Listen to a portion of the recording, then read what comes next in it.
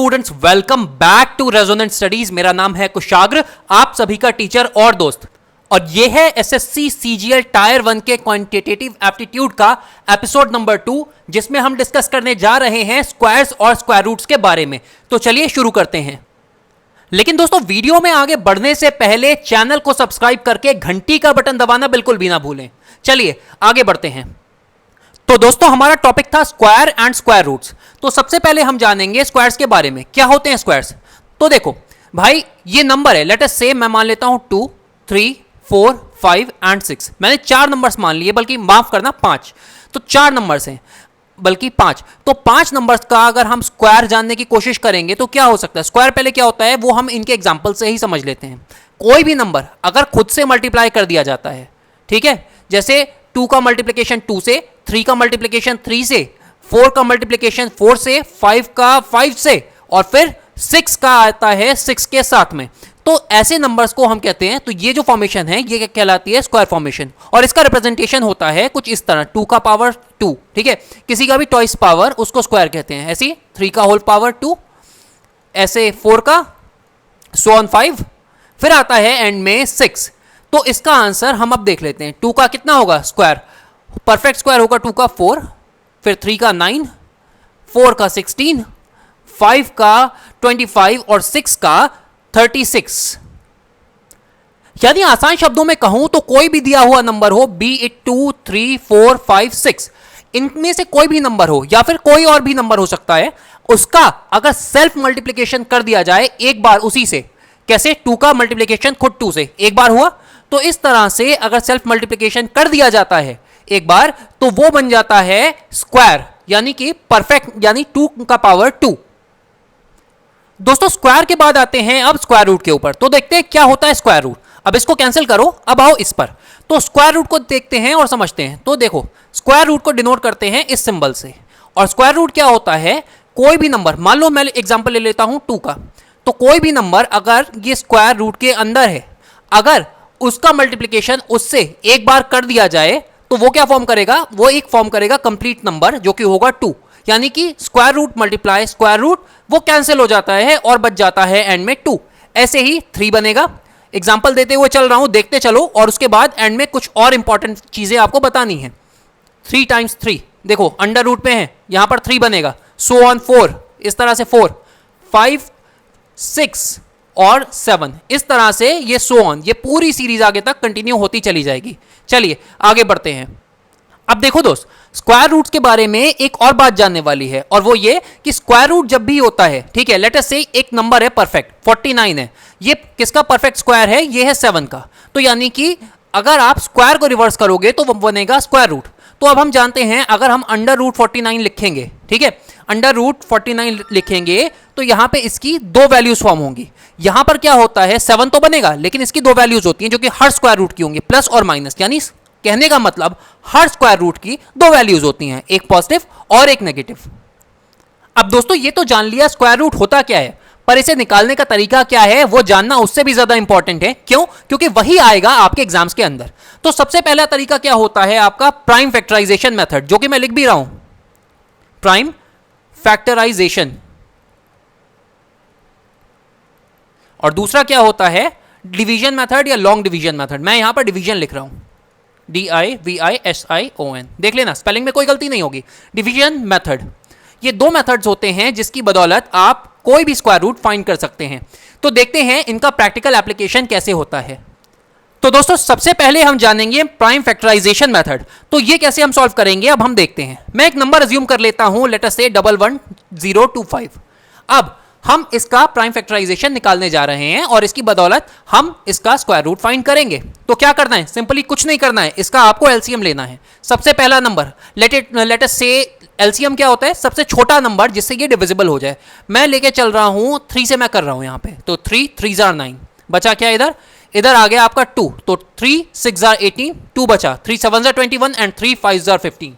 Next, इसको दोबारा 3 से काटेंगे और हमारे पास क्या आ जाएगा? यहां पर देखो, 3 1 are 3, 3 2 are 6, 3 2 are 6 and 3 5 are 15, so on. फिर अगला नंबर क्या होता है? अगला नंबर है हमारे पास 5, हम 5 से काटेंगे, 5 2 are 10, ठीक है। फिर क्या आएगा? 5 4 are 20 एंड 5 5 are 25, फिर कटेगा 5 से, देखो इसको जल्दी से, 5 4 ज़ा 20 एंड 5 9 ज़ा 45, यहां पर बचा 49, 49 को किससे काटोगे, 49 को काटोगे 7 7 ज़ा 49, जो कि 7 का परफेक्ट स्क्वायर है, और फिर आता है दोबारा यहां पर 7, एक मिनट अंडू कर रहा हूं, देखो इसको 7, यहां पर अब 7 को किससे काटोगे, 1 से। अब क्या होना है, इसको कैसे लिखते थे हम बचपन में, एलसीएम लिखते समय हमें याद होगा 3 times 3 times 5 times 5 times 7 times 7।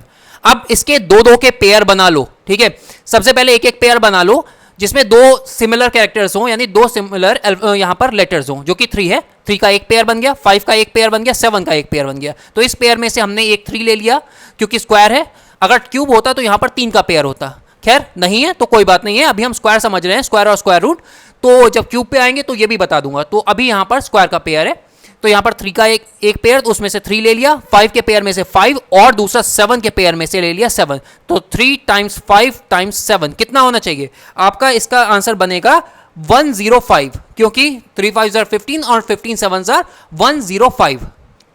तो दोस्तों प्राइम फैक्टराइजेशन मेथड खत्म हुआ, आता है लॉन्ग डिवीजन मेथड, इसको हम जानेंगे। चलिए इसको समझने के लिए एक एग्जांपल ले लेते हैं। कोई एक नंबर ले लिया, लेट अस से 64009, ये मेरा लिया हुआ नंबर है। अब कैसे इस पर अप्लाई करोगे आप लॉन्ग डिवीजन मेथड, वो हम देख लेते हैं। क्योंकि हमने ये नंबर लिया तो इसका सोल्यूशन बनाना लॉन्ग डिवीजन मेथड से हमें देखना है। तो अब हम क्या करेंगे, हम लेंगे सबसे पहले स्टेप 1 जो कि होता है पेयरिंग, और उसको हम देखने जा रहे हैं। यहां पर देखो सबसे पहले पेयरिंग क्या होगी, देखने वाली बात है, एक नंबर है, ये एक नॉर्मल सा नंबर लिखा हुआ है, इसका हमें परफेक्ट स्क्वायर फाइंड करना है, ठीक है। परफेक्ट स्क्वायर नहीं, परफेक्ट स्क्वायर रूट फाइंड करना है, और ये डेसिमल में नहीं है, ये नॉर्मल नंबर है। तो इसके लिए क्या करेंगे, हम सबसे पहले पेयर करेंगे, तो पेयरिंग इस तरफ होगी। तो अब क्या करेंगे हम भाई, सबसे पहले 2 का पेयर बना लो, 9 और 0, ऐसे ही अगला पेयर बनेगा 4 और 0, और तीसरा एंड में रह जाता है अकेला। अगर उसके बाद भी किसी को कोई कंफ्यूजन हो रहा है तो भाई यहां पर मान लो एक 0, अब यहां पे 2 डिजिट्स का एक पेयर हो गया, तो चलो 0 के लग जाने से वैसे कोई फर्क नहीं पड़ेगा, तो इसीलिए 6 मान के हम काम कर सकते हैं। तो अब शुरू करते हैं, 64009। अब देखो इस पूरे क्वेश्चन को हम कैसे सॉल्व करने वाले हैं, इसकी कैसे परफेक्ट स्क्वायर रूट निकालने वाले हैं, वो देखो 6, ये नंबर हमारे लिए जानने वाला है। ये हम क्यों देख रहे हैं, ये यहां पर मैं लिखकर दिखाता हूं। 6 क्या ये किसी नंबर का परफेक्ट स्क्वायर है, भाई देखो यहां पर 6, मुझे नहीं पता कि किस नंबर का परफेक्ट स्क्वायर है, पर मेरे अकॉर्डिंग नहीं, क्योंकि 2 का होल स्क्वायर होता है, परफेक्ट स्क्वायर होता है 4, और ऐसे 3 का होल स्क्वायर होता है 9। अब करना क्या है भाई, यानी कि ये तो कोई किसी का परफेक्ट स्क्वायर हुआ ही नहीं, तो करे क्या। अब करना क्या है, देखो भाई यहां पे जो इस नंबर या तो 6 के इक्विवेलेंट हो, या इससे कोई नंबर छोटा हो और किसी का परफेक्ट स्क्वायर हो, जैसे कि 4, हम उसको अप्लाई कर देंगे यहां पर। देखो अब क्या करना है, क्योंकि मुझे 4 लाना है यहां पर, तो मैं 2 यहां पर लिखूंगा सबसे पहले। क्यों 2 लिखूंगा अब बताता हूं। यहां पे 2 से 2 का अगर मल्टीप्लिकेशन हो जाए, 2 और 2 अगर मैं यहां पर लिख दूं, इसका मल्टीप्लिकेशन हो जाए तो यहां पर बन जाता है 4, ठीक है। अब 4 यहां पर हो गया, क्या करोगे अगले स्टेप में, अगले स्टेप में कुछ नहीं करना है, अगले स्टेप में करोगे माइनस आप लोग, और यहां पर लिखोगे 2, और वहीं पर क्या होगा, यहां पर ये जो 2 यहां पर लिखा था ना, वो यहां पे ऐड भी हो जाएगा, तो 2 + 2 हो जाएगा आपका 4। फिर क्या करोगे भाई, अगला पेयर उतारो, अगला पेयर नीचे उतारा, बना 240।